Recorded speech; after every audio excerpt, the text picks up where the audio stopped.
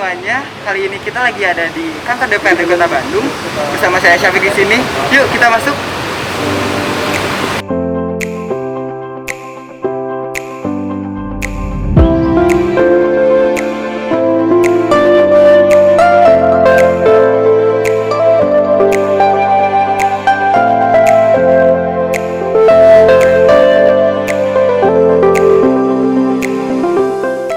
Selamat pagi, siang, dan malam. Saya Syafiq di sini bersama Bapak Asep Sudrajat atau biasa kita panggil Kang Upep, yaitu DPRD Kota Bandung, fraksi Nasdem, anggota Komisi A. Selamat siang, Bapak. Siang. Kang. Biasa enaknya dipanggil Akang atau Iya. Bapak nih? Kalau biasa sih karena saya orang Sunda biasanya Akang. Kang Upep ya udah, mari kita panggilnya Kang Upep aja ya. Jadi di sini kita mau penasaran nih, mau nanya-nanya tentang. Untuk pertanyaan pertama kali apa ya, kita kenalan dulu. Kita akan kenalan bersama Kang Upep. Jadi boleh kenalan dulu Kang? Boleh. Dari nama deh boleh Kang. Oke, selamat siang buat semuanya pemirsa YouTuber.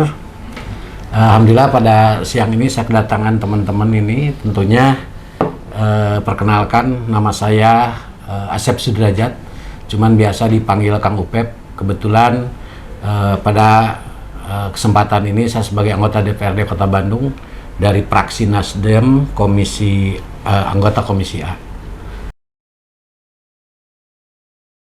Pertanyaan selanjutnya nih Kang, kita kan penasaran nih teman-teman yang di rumah nih, awal mula terjun di dunia politik itu seperti apa sih Kang? Ini sebenarnya sih menarik kalau kita berbicara politik. Berawal di 2006, saya itu dipercaya oleh masyarakat sebagai ketua RW. Tentunya latar belakang saya sebelum menjadi RW itu adalah kecil-kecilan sebagai pengusaha, tapi ada persoalan-persoalan yang bisa menarik buat saya untuk bagaimana saya bisa terjun di dalam lingkungan-lingkungan seperti politik itu. Nah, kebetulan 2006 saya itu dijadikan masyarakat dipercaya sebagai ketua RW sampai 3 periode. Nah, setelah itu banyak hal yang memang saya merasa bahwa apa yang dijalankan, apa yang diperjuangkan itu belum maksimal. Karena kita kalau berbicara RW itu hanya sampai paling luas itu 1 kecamatan. Nah, tentunya banyak persoalan-persoalan di Kota Bandung yang menuntut saya untuk terjun ke dunia politik. Gitu. Sebelumnya saya izin buka masker ya Kang, karena Boleh. sedang wawancara Ya. gitu ya, biar makin enak, Biar jelas suaranya. biar jelas, betul nih. Oke, selanjutnya ada tujuan Kang Upep berpolitik tuh kayak apa sih Kang? Pasti teman-teman di rumah juga penasaran nih tujuannya apa. Nah, boleh saya izin dulu buka masker dulu Boleh, ya, karena yang silakan. menanya juga buka masker, saya juga buka masker. Sebenarnya tujuan politik itu tentang bagaimana sih kalau politik itu banyak persepsi yang beda, tapi tentunya tinggal bagaimana orang yang menjalankannya saja.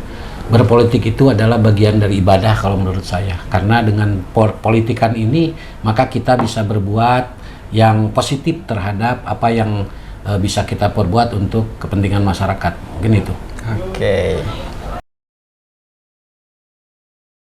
Nah, Kang Upep nih ada program yang harus dijalankan kan yang pastinya. Nah, jadi program yang dijalankan untuk Kota Bandung tuh seperti apa sih, Kang? Ya, kita kalau berbicara program, makanya kita juga harus tahu dulu apa tupoksi dari Dewan itu sendiri. Karena masyarakat sering saya turun ke bawah melalui reses atau secara kunjungan pribadi, masyarakat itu belum begitu tahu tentang apa sih tupoksi sebagai anggota DPRD atau Dewan. Nah, tentunya kita pahami dulu bersama bahwa ada 3 fungsi yang namanya anggota DPRD itu memiliki 3 fungsi. Salah satunya adalah membuat aturan atau legislasi, kedua budgeting atau anggaran, ketiga controlling atau pengawasan. Nah, ini banyak masyarakat yang belum paham. Nah, ketika kita berbicara tupoksi itu, maka kita akan tahu apa yang harus kita lakukan.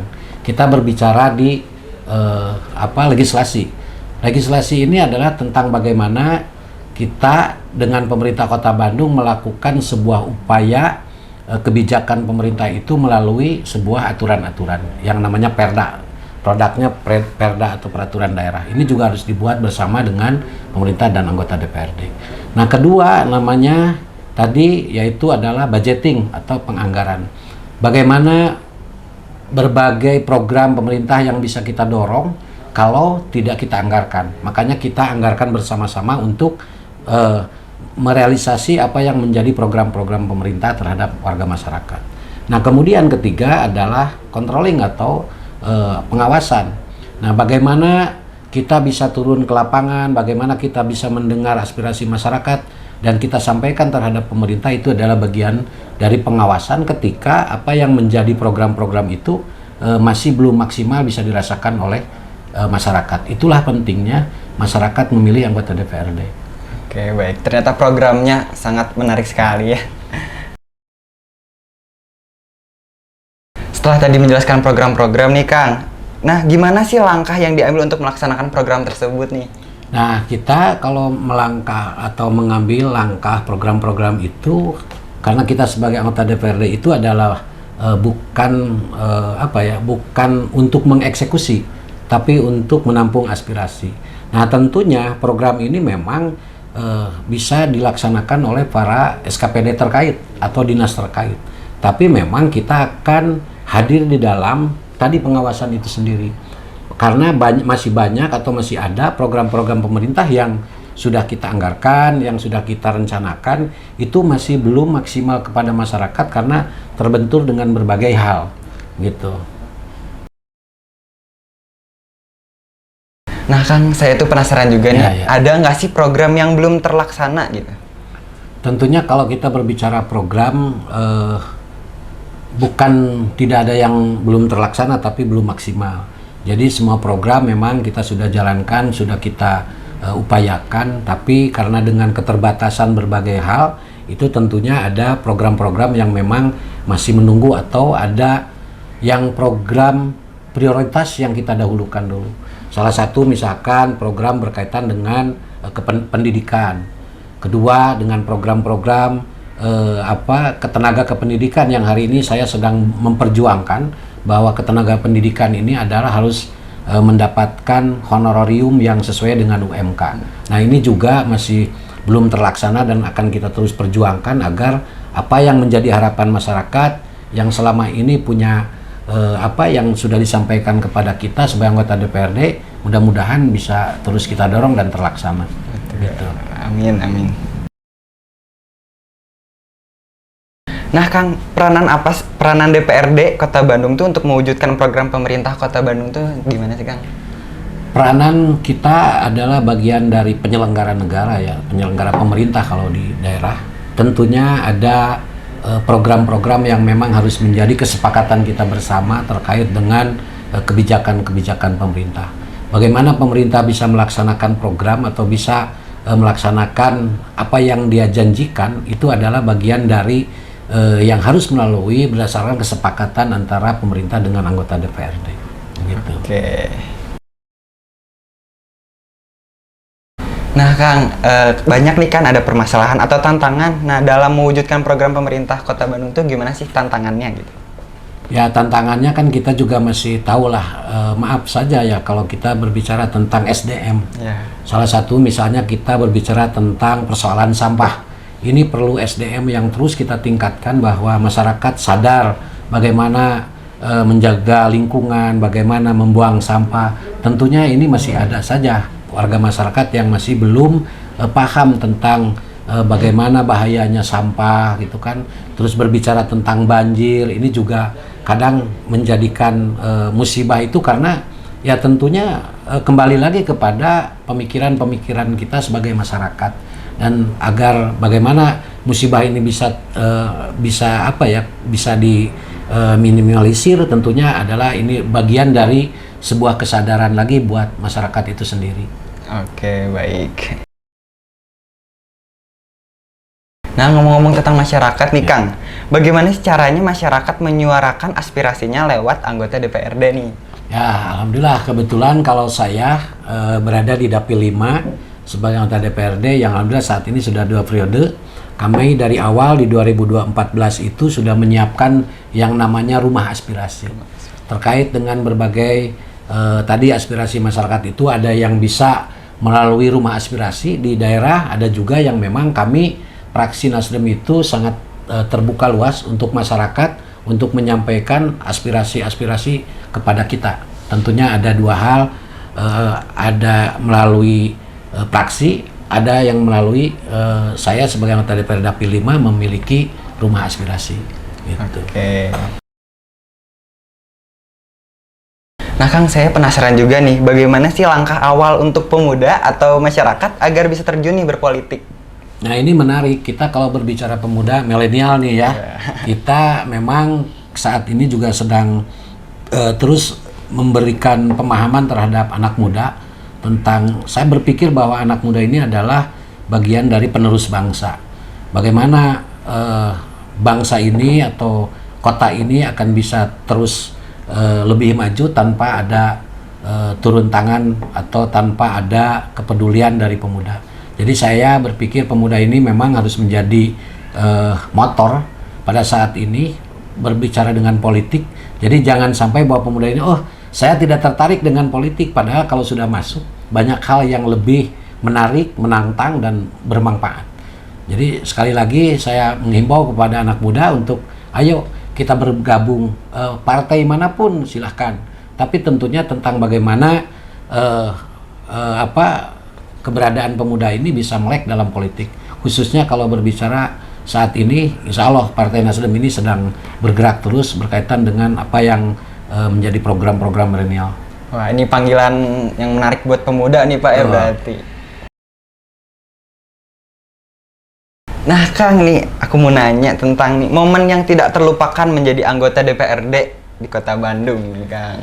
Nah kalau kita berbicara momen yang tidak terlupakan sebenarnya banyak sih, tapi tentunya ini ada hal yang lebih berkesan buat saya, di mana waktu itu saya di Komisi D, karena Komisi D itu berkaitan dengan pendidikan dan kesehatan. Salah satunya ketika ada masyarakat yang mengadu di salah satu rumah sakit, mereka belum mendapatkan kamar, nah atau ruangan. Tapi kan yang namanya masyarakat ketika itu rame, laporan dan ini. Sampai saya mendatangi ke rumah sakit itu. Di rumah sakit itu saya panggil suster-suster dan itu mulai bisa ditangani dan ceritanya mau dipindahkan ke ruang yang memang peralatannya sudah komplit. Nah di tengah perjalanan saya itu kan punya tim advokasi untuk kesehatan.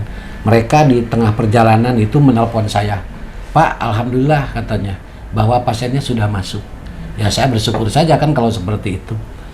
Perjalanan tidak lama saya masuk ke kantor. Begitu saya datang duduk di praksi, maka saya mendapat telepon lagi, Pak, innalillahi.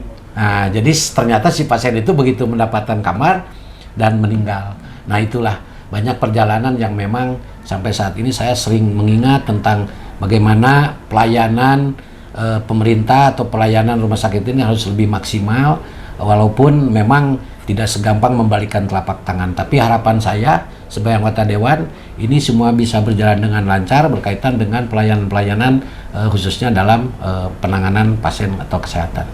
Oke, baik. Nah Kang, karena sudah banyak nih kita dengar cerita dari Kang Upep. Nah, kita mau nanya nih tentang prestasi yang sudah tercapai Kang Upep. Apa nih Kang? Sebenarnya sih kalau kita sebagai anggota DPRD sangat sangat tidak berarti kalau sampai saat ini saya menyatakan ada ada prestasi. Karena kalau apa yang saya perbuat hari ini kepada masyarakat itu saya pikir ini belum sebanding dengan apa yang mereka percayakan terhadap saya untuk memilih saya. Sebenarnya itu. Oke. Dengar dari cerita tadi Kang Upep, waktunya sangat padat ya Kang ya. Nah untuk waktu untuk keluarga itu gimana sih Kang bagi waktunya? Ya mungkin ini adalah sudah menjadi bagian dari sebuah perjalanan hidup ketika kita berbicara keluarga. Tapi artinya dalam proses pengemban amanah ini saya tidak bisa melupakan secara manusiawi tentunya kita akan terus bertanggung jawab tentang keberadaan keluarga ini. Ya mungkin ada waktu-waktu yang bisa kita dipakai untuk bersama-sama dengan keluarga, walaupun ya tentunya kadang masih banyak sampai saat ini waktu itu masih lebih banyak ke waktu-waktu yang memang menjadi sebuah tanggung jawab saya gitu. Oke. Nah, Kang Upep punya nggak sih tokoh inspiratif gitu? Kalau saya tokoh inspiratif adalah sebagaimana hari ini saya berada di Partai Nasdem, tentunya tokoh yang paling inspiratif buat saya itu adalah Pak Surya Paloh. Tentang bagaimana kepiawaian dia berpolitik, kepiawaian dia tentang bagaimana merangkul sebuah persoalan-persoalan itu dengan akhirnya bisa terselesaikan dengan begitu banyak kemanfaatannya. Mungkin itu. Oke. Nah, terakhir nih Kang Upep, pesan untuk para pemuda dan masyarakat di rumah apa nih Kang? Ya tentunya kalau untuk pemuda tadi sedikit sudah sampaikan, ayo mari bergabung dengan dengan partai-partai yang memang keberadaannya untuk kita terus bisa berpolitik. Satu itu, kedua pemuda ini memang akan menjadi punggung keberlangsungan berbagai pembangunan yang ada di Kota Bandung. Terus belajar, terus semangat dan terus bisa mengikuti perkembangan zaman saat ini. Dan untuk masyarakat, karena saat ini adalah masih saat pandemi, saya pikir masyarakat juga harus terus menyadari tentang apa yang menjadi aturan pemerintah. Coba kita ikuti terus dan mudah-mudahan dengan adanya pandemi ini di 2022 bisa selesai, perekonomian bisa pulih kembali. Semua yang selama ini berhenti karena pandemi ini mudah-mudahan secepatnya bisa kita lalui dan kita bisa kembali kepada kehidupan yang normal seperti biasa. Mungkin Amin. itu. Oke. Wah, kita udah mendengar banyak cerita ya Kang dari Kang Upep. Sebelumnya terima kasih banyak atas waktunya. Ya, sama-sama. Semoga pesan dan motivasi yang Akang berikan kepada teman-teman semua nyampe gitu ya Kang ya. Semoga sehat terus Kang. Amin, Sukses amin, makin amin. inspiratif buat teman-teman yang ada di rumah. Amin. Sebelumnya wassalamualaikum warahmatullahi wabarakatuh. Waalaikumsalam.